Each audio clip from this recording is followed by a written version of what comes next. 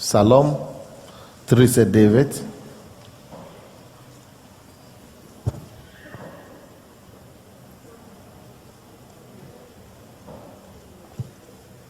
С 9 стиха.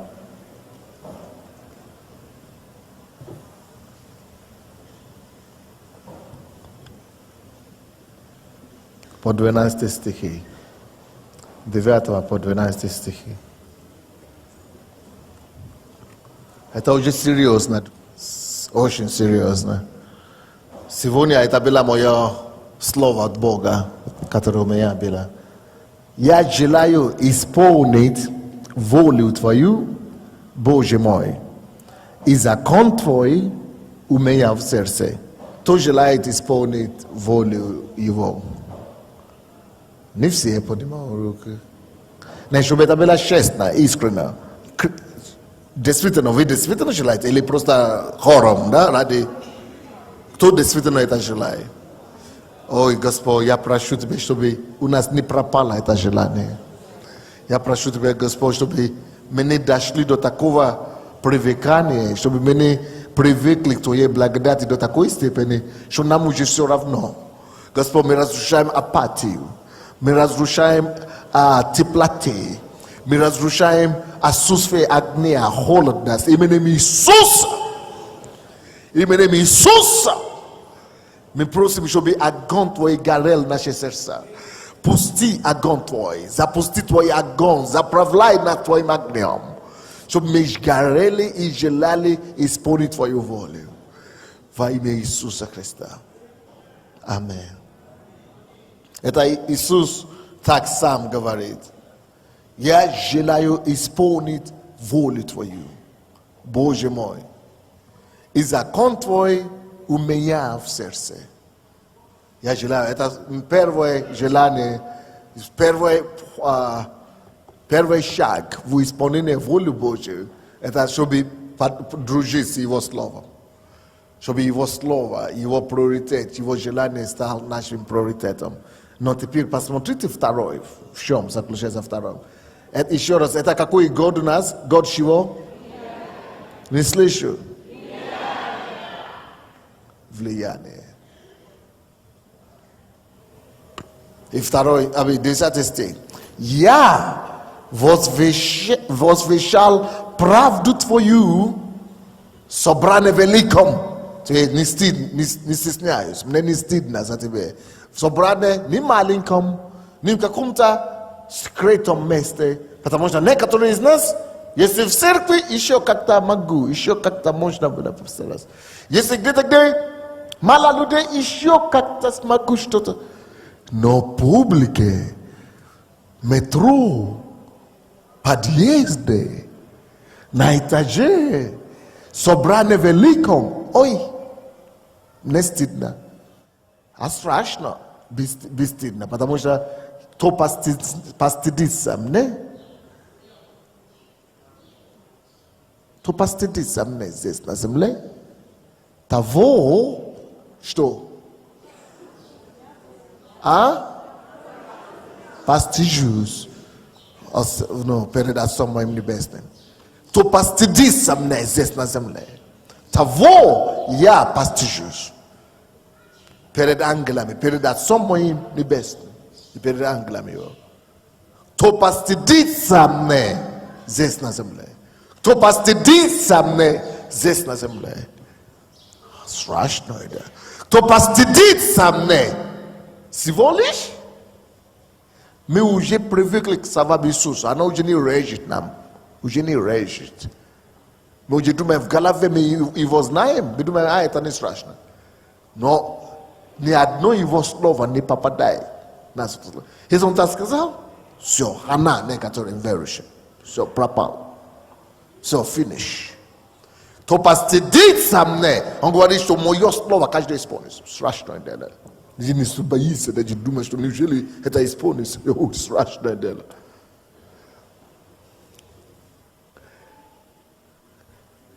Тогда лучше, чтобы я теперь не постыдился, чем чтобы это слово исполнилось против меня. То постыдится мне здесь на земле, то постыдится. Того я постыжусь. О, Господи, именем Иисуса, мы разрушаем всякого духа робости и робкость именем Иисуса Христа, стыда, но неудобства, которые преследуют нас, общественное мнение, всякое давление, всякий страх перед людьми, что люди скажут, всякий страх общественного мнения, разрушаем именем Иисуса. Пусть дух льва, дух смелости и дерзновения не стеснится Господа, не стыдится Иисуса, а дух льва, дух дерзновения приходит на нас во имя Иисуса. Вы знаете, это была проблема у жизни учеников после когда Иисуса убили, да? Но потом они сразу же поняли, в чем проблема. Они покаялись, и в день Пятидесятницы они уже по-другому, да? Они уже на площадь вышли и так далее. Но это, чтобы вы знали, это проблема у всех. Я прошел через него.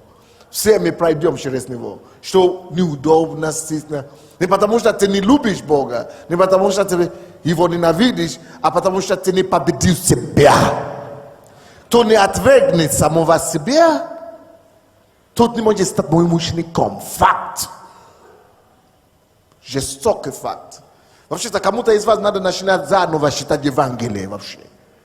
Потому что мы привыкаем ко всем проповедям, но мы обходим серьезные, жесткие слова Христа. И вы знаете, что было? Деяния апостолов в 4 главе, эти же апостолы, которые отреклись от Иисуса, они начали молиться, они поняли, что это проблема. Они покаялись, но потом они начали молиться. И говорят: Господь, мы просим Тебя, чтобы Ты дал нам дух дерзновения и смелости возглашать Твое Слово.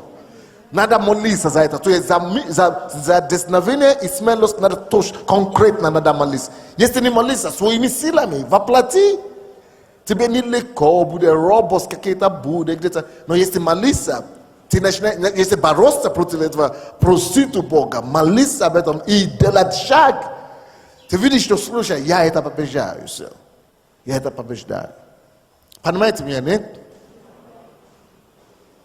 Короче, на собрании великом, то есть мне все равно где, мне все равно какой публика, мне все равно сколько людей. Я возвещал правду Твою в собрании великом. Я не возбранял устам моим, видите, не возбранял устам моим. Ты, Господи, знаешь, знает Бог. Бог мой свидетель, это то, что Он говорит иными словами. Бог ты мой свидетель, то есть факт, то есть ничего, то есть не надо мне доказывать ничего. Ты видел это, что я везде говорю о тебе. Поэтому Он спас нас, друзья, чтобы мы были письмо читаемыми всеми людьми.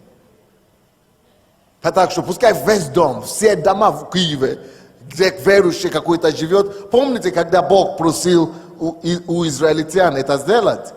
В Исходе, да? Он говорит: поставьте кровь. Сейчас мы говорим: имя Иисуса поставьте, свидетельство свое поставьте. Но тогда надо было вообще кровь ставить. Это нелогично. Как это зарезать барану, и чтобы его кровь отметь, сумасшедший, может быть, это не Бог сказал. Моисей, это ты опять придумал. Но этот Моисей, он нас постоянно куда-то толкает. Ну ладно, водой отметить или пальмами отметить, или разве не чем Божий отметить, кровью.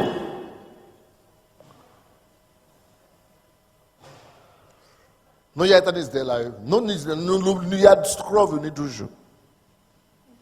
Что угодно сделаю, но кровью, я боюсь, я неудобно с кровью, не могу видеть кровь. Можно 1000 доводов понаходить. Но кто послушался, на того благодать, ангел, оказывается, Бог собирается посылать ангела. Вы даже не знаете, что Бог готовит, к чему Бог нас сейчас готовит. Кто его знает? Я-то не знаю, что мысли Бога. Но Бог ничего не делает без ничего. Он всегда все действие его, оно рассчитано, но калькуляция идет. Это цепочка. za это первое действие, потом идет какое-то последующее. Он альфа и омега, оно всегда связано. Он что-то запланировал, он что-то задумал. Поэтому используйте все, что у меня есть. Мой дом, мою квартиру, мою это самое, что еще есть, моя машина, все, что у нас есть, давайте будем его использовать, чтобы прославить Бога. Потому что на самом деле, ведь это не тяжело. Это только надо перешагнуть себя один раз. Ты это сделал один раз, и теперь тебе все хвалят. Это как мы писали «Жив Бог», да? И все сначала были, а теперь все хвалят. Но я знаю, что это теперь мало. Не надо в заднем стекле во всех наших машинах что-то придумать хорошее. Писать с телефонами, линии доверия или кого-то там, или чтобы люди звонили. Правды твоей, 11 стих, правды твоей не скрывал в сердце моем, возвещал верность твою. Кому Бог был верен в чем-то в жизни своей? Кому Бог был верен? Вот эту верность его надо, оказывается, верность Божия нельзя хранить в сердце своем. Это то откровение, что я получил. Верность Божия нельзя хранить в сердце своем. Милость его нельзя хранить в сердце своем. Что надо делать с ней? С верностью Божией надо что? Возвещать. Верность твою возвещал. Верность твою возвещал. Верность твою возвещал. Это преступление верность. Говорю, ну я знаю. Я-то знаю. Я-то знаю. Да, Господь, ой, он такой верный. Я знаю. Я так клянусь в сердце своем. Верность Божия как раз нельзя так поступить. С верностью Божию надо совсем по-другому поступать. Надо его возвещать, чтобы люди другие видели добрые дела ваши. Чтобы они видели дела Божьи и возвещали Отца вашего Небесного. Потому что у некоторых из нас молчаливость какой-то нездоровой. Я помню, когда мы начали только молиться за людей через слово знания в нашей церкви. Первый год, второй год церкви, когда я молюсь через слово знания у кого-то то, каждое воскресенье, каждое служение люди выходили и свидетельствовали об этом на сцене, по телевизору и так далее. А теперь что вы говорите? Ко мне подходит пастор. Бог между кстати. Вы как тогда говорили так? Действительно, кстати. Я так исцелился. Представляете? То есть уже как будто, зачем возвещать? Я уже забил. А я даже не думаю, а что вы не свидетельствуете? А зачем? Оказывается, верность Божия так нельзя. Потому что вы теряете. Кто не возвещает, кто не свидетельствует о том, что Бог делал вчера, тот не достоин завтра получить что-то новое. Он не достоин. Ты не доказал. Помните, когда из 10 прокаженных, да? 9 пошли по своим дорогам. А 1 пришел и отблагодарил. Это как вы, я слышу, что вы работаете на Кастука, да? Кастук, кого мы спасли здесь. Мы его спасли, и он взял, он куда-то пошел. То есть вы не мои ученики, если вы не выясняете, какая позиция Бога, пастора, в какие-то дела вы побежали с эмоциями, да? Кастук не мой ученик. Кастук не слушается. Это проблема. Вы уже это делали один раз, в прошлом году или в прошлый раз. Экология что-то. Это проблема. Он бунтарь. Поэтому надо оттуда повливать, как, скажем, пастор Санди запрещает. Так и передает. Потому что человек, который не умеет благодарить, не то что Бога, а дьявол человека, кому Бог делал какую-то благость, и человек не умеет сказать спасибо, он еще ушел. Вообще сказал, что пастор Санди что-то пошел куда-то к баптистам. Не сказал спасибо, а кто-то еще на Черновецком жалуется, который постоянно приходит, который меня визит, каждую неделю прихожу, молюсь за него, благословляю, читаю Библию, проповедь ему каждую неделю. Тот, который признательный. Говорят, что он не такой. А вот эти, которые вообще, как будто врагов народа уже сделают нас. То есть, если человек не умеет благодарить Бога, да, если человек не умеет благодарить Бога за деланное, даже не то, что Бога, а человека вообще, он не благодарен, и Богу не будет благодарен. И давайте не будем такими из 9 этих прокаженных. Давайте будем этот один, будем в числе одного, который благодарен всегда за все. Вот здесь, давайте читаем это 11 стих еще раз. Правды твоей не скрывал в сердце своем, возвещал верность твою и спасение твое. Нельзя скрывать его правду. Нужно возвещать эту его верность и спасение. Это его правда и есть. Его верность и есть его правда. Надо только возвещать. Что нужно делать с его верностью? Не слышу. Господь, мы просим прощения, что, может быть, где-то мы это недопоняли или что-то, или вообще не принимали это всерьез. Прости нас, Господь. Чтобы мы всегда во всем возвещали Твоей верности. Как вы себя чувствуете, когда вы служили человеку, служили.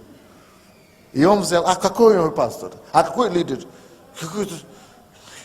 Я приходил к тебе в домашнюю группу, и все, перешел в другую.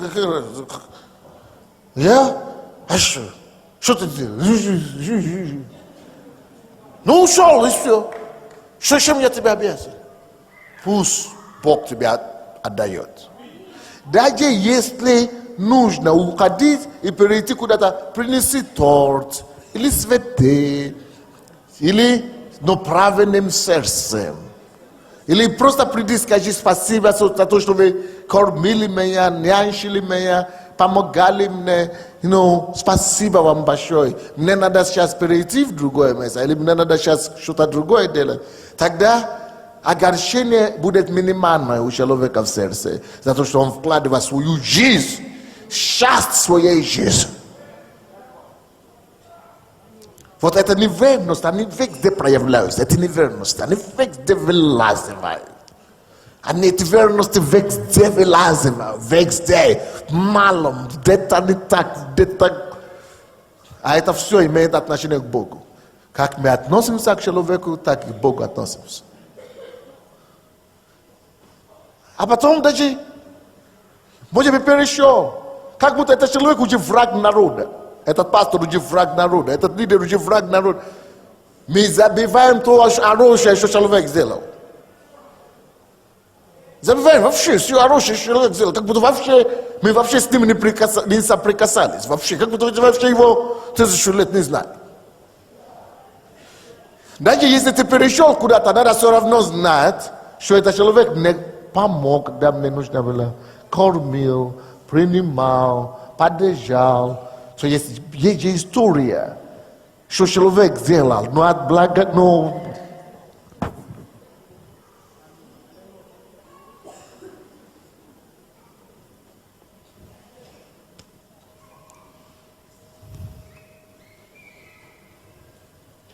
И спасение твое не утаивал. Аминь. И спасение твое возвещал. Но слушай дальше. Не утаивал милости твоей и истины твоей перед собранием. Не утаивал. Не утаивал. Не утаивал. Он не утаивал. Потрясающая вещь. Пусть Бог освободит нас от греха утаивания. Божьей милости и Божьей верности. Не утаивал. Вот это то, что Бог мне очень сильно говорит сегодня. 39-й Псалом.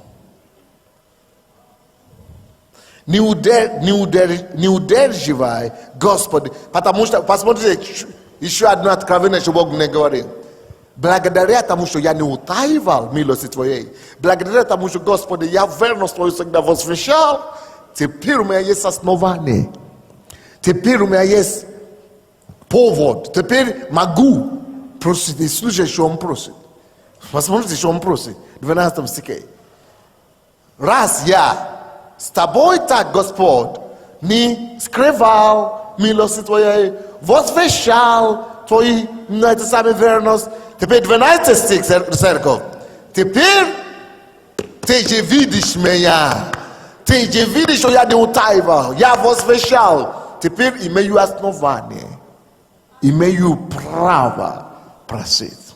Чтобы ты, Господи, не удерживал. Щедрость Твоих от меня. Щедрость. Щедрость Твоих от меня. Милость Твоя и истина Твоя да охраняют меня непрестанно. Основание есть. Я не постеснился Тебя, Господь.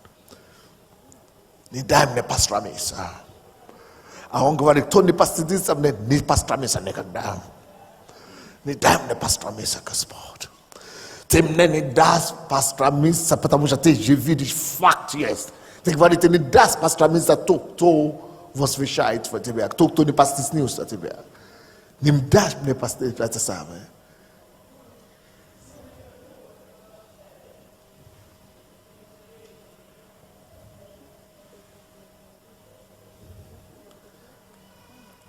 Чтобы Бог не удерживал свою щедрость и милости от нас, чтобы было основание нас так молиться. Мы же постоянно молимся, благослови, благослови, но нет основания. Пусть будет всегда основание. Тогда будет Божье вдохновение просить, чтобы Он благословил, благословил. А так мы только и просим, одностороннее движение. Только ты мне, Господь, только ты мне, а я.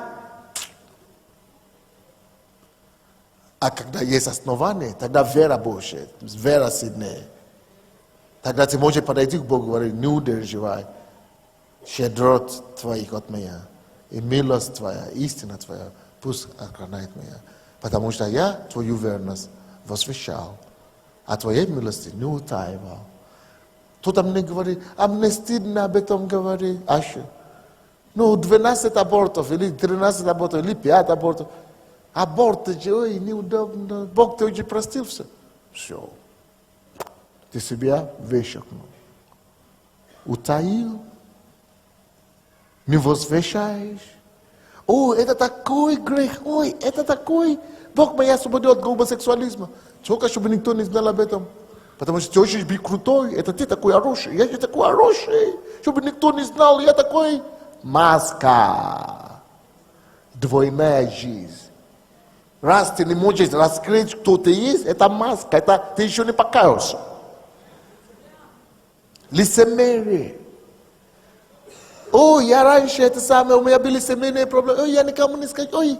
А если Бог вообще тебя избавил, чтобы тебя сделал свидетельством, чтобы он это специально тебя освободил, допустил это все и тебя избавил, чтобы начинать целое служение, чтобы другим помочь. Я уже освободился, а зачем другим помочь? Пускай Бог. Он тебя спас, чтобы ради других.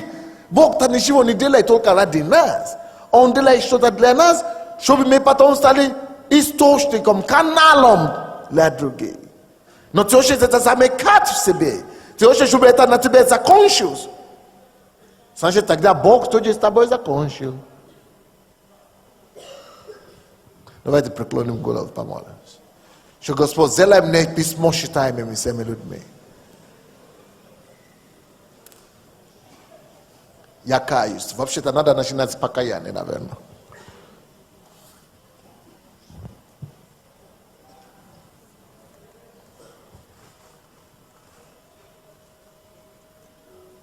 Может быть, мы недостаточно были смелыми. Или недостаточно были дерзновенными в том, чтобы свидетельствовать, чтобы говорить, чтобы возвещать, чтобы быть благодарен, чтобы не утаивал.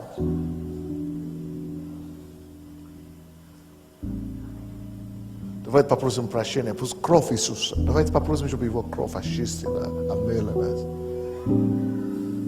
Может быть, вы обижали людей, может быть, кому-то кто-то вам помог, оказал какую-то помощь в жизни вашей, а вы отплатили, отблагодарили вот так, как всегда.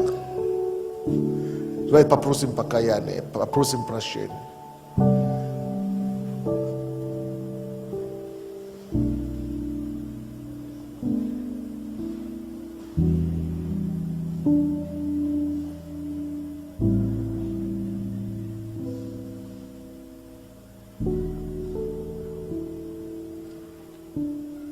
Теперь попросите это дерзновение, попросите вот эту смелость, попросите вот эту благодать, не утаивал, но возвещает.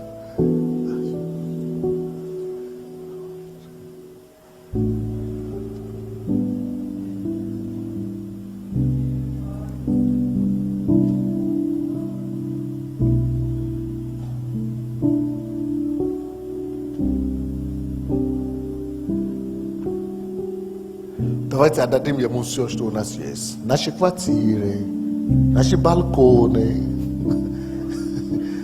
наши машины, сумки, одежды, все. Все Твое, Господь, собери и используй, чтобы прославлять Тебя.